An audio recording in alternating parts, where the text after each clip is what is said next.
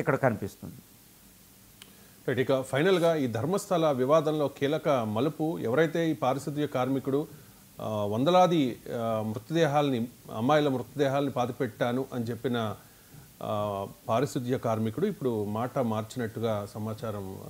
MG రావు గారు, DK Shivakumar రీసెంట్గా ఒక కామెంట్ చేశారు కదా, దీని వెనుక పెద్ద కుట్ర ఉంది, ఏం జరగలేదు అన్నట్టుగా. సహజంగా భారతీయ జనతా పార్టీని కార్నర్ చేస్తుంది కాంగ్రెస్ అని అనుకున్నాం, అందుకే సిట్టేసింది అనుకున్నాం. ఇప్పుడు ఈ నేరస్తుల రక్షణకు పార్టీలన్నీ ఏకమైపోతూ ఉన్నాయి అని అనుకోవాలా? దీన్ని ధర్మస్థల వివాదాన్ని మరుగున పెట్టేస్తూ ఉన్నారా? 1968లో మనకి ధర్మస్థల ధర్మాధికారిగా ప్రమాణ స్వీకారం చేసిన వ్యక్తి వీరేంద్ర హెగ్డే. ఈ వీరేంద్ర హెగ్డే మీద తీవ్రమైన ఆరోపణలు వస్తున్నాయి. అలిగేషన్సే, నేరారోపణ అవలేదు, అలిగేషన్సే. ఇవి ఒకటి కాదండి, కొన్ని వందల అలిగేషన్స్ ఉన్నాయి వీరేంద్ర హెగ్డే ఆయన ఫ్యామిలీ మీద. సౌజన్య మరణం, ఇవన్నీ రేప్ కేసులు. ఈరోజు ఈ వీరేంద్ర హెగ్డే అసలు లా వ్యవస్థకు అతీతుడా అన్నట్టు అక్కడ ఉంది. ఎందుకంటే రాజకీయంగా, సామాజికంగా, ఆధ్యాత్మికంగా, రాజకీయంగా కూడా, ఆర్థికంగా కూడా ఆ ఏరియాలో ప్రాబల్యం సంపాదించిన వ్యక్తి.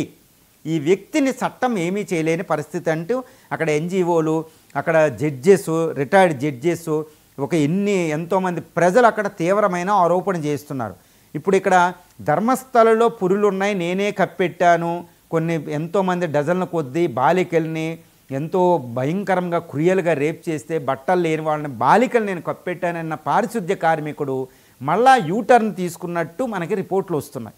ఎందుకు తీసుకున్నాడు అంటే, దీనికి యూటర్న్ తీసుకోవడానికి 2 రోజుల ముందే Karnataka deputy CM DK Shivakumar ఆయన ఇది సిట్టు విచారిస్తుంది, సిట్టు విచారణలో పెద్ద ధర్మస్థల అని శివుడు టెంపుల్ని అపవిత్రం చేయడానికి తీసుకొచ్చిన ఆరోపణలుగా కనిపిస్తున్నాయి. అది నిజమైతే ఆరోపణలు చేసిన వాళ్ళకి తీవ్రమైన పనిష్మెంట్ ఇస్తుంది గవర్నమెంటు సిట్టు విచారణ తర్వాత అని భయంకరమైన వార్నింగ్ ఇచ్చారు. ఒక రకంగా అది వార్నింగ్ ఇవ్వకూడదండి. ఎందుకంటే డీకే శివకుమార్ గారు ఈ వార్నింగ్ ఇవ్వడానికి ముందే కర్ణాటక అసెంబ్లీ సెషన్ జరుగుతుంటే, మాన్సూన్ సెషన్, అందులో బీజేపీ ఏమంటుంది, ధర్మస్థల వ్యవహారాన్ని తీసుకొచ్చింది, ధర్మస్థల అనే శివుడు మంజునాథుడు టెంపుల్ని అపవిత్రం చేయడానికి తీసుకొచ్చింది, హిందువుల మీద అటాకులు అంటూ బీజేపీ వచ్చింది.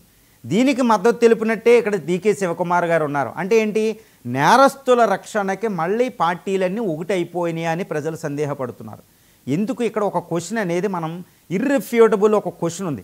డీకే శివకుమార్ గారు కానీ, అక్కడ వీరేంద్ర హెగ్డే కానీ, ఒక కర్ణాటక సిద్ధరామయ్య గారు కానీ, బీజేపీ కానీ, ఇవన్నీ ఒక్కదానికి సమాధానం చెప్పాలి ప్రజలకి. అదేంటి అంటే, ధర్మస్థలంలో దొరికిన పుర్రెలు ఎవరివి ఇప్పుడు దాకా దొరికినాయి, అది సమాధి స్థలం కాదు, మరి ఎవరివి అంటే ఒకటి ఉంటుంది అనమాట, పొగ రావాలంటే నిప్పు ఉండాలని, నిప్పు లేకుండా పొగ రాదని.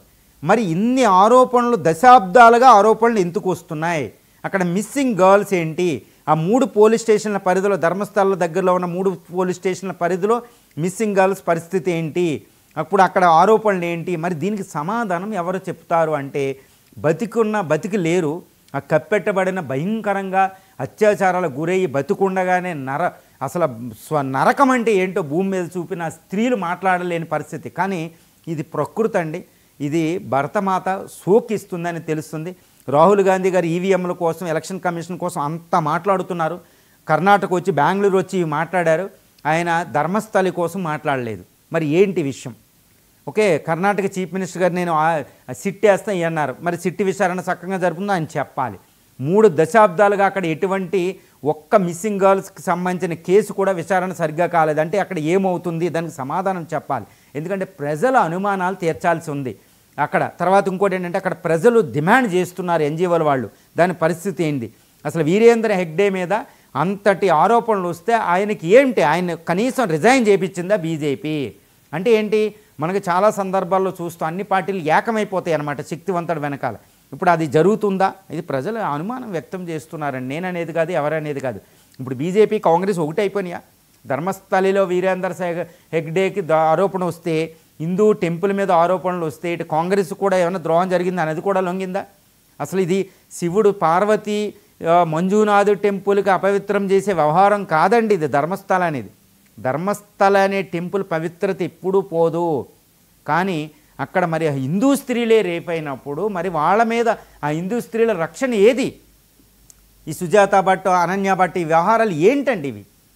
ఎందుకు వస్తుంది ఇంత పొగ, ఎందుకు ఈ స్మోక్ వస్తుందని చాలా బాధపడుతున్నారు. ఇది భారత మాతకి, భారత సంస్కృతికి, భారత స్త్రీల గౌరవానికి ఎగినెస్ట్గా జరిగింది. It's a blot on Indian civilisation, it's a blot on Indian constitution అండి, చట్ట వ్యవస్థ. దీనికి అధికారంలో ఉన్న కాంగ్రెస్, అంతకుముందున్న బీజేపీ, అక్కడున్న నాయకులు, ప్రాబల్యం ఉన్న వాళ్ళందరూ ప్రజల అనుమానాలు నివృత్తి చేయాలి.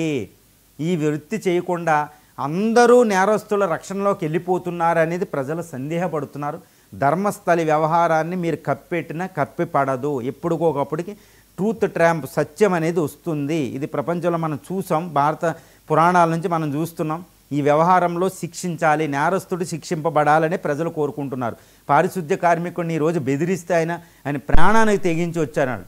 అవేకనైంది కాన్షియస్నెస్, వాళ్ళకే ఏమవుతుందో తెలియడం లేదు. కాబట్టి ఇది ధర్మంగా ఈ చట్ట విచారణ జరగకపోతే ప్రకృతి శక్తులు కూడా వస్తే ప్రజలు మాత్రం ఇక్కడ న్యాయం జరగాలని కోరుకుంటున్నారు. వాళ్ళు నివృత్తి చేయవలసిన బాధ్యత అక్కడ కాంగ్రెస్కి, అక్కడ బీజేపీ మీద పూర్తిగా ఉంది. ఇది తీర్చవలసిందే. థ్యాంక్ యూ ఎంజీ రావు గారు. చాలా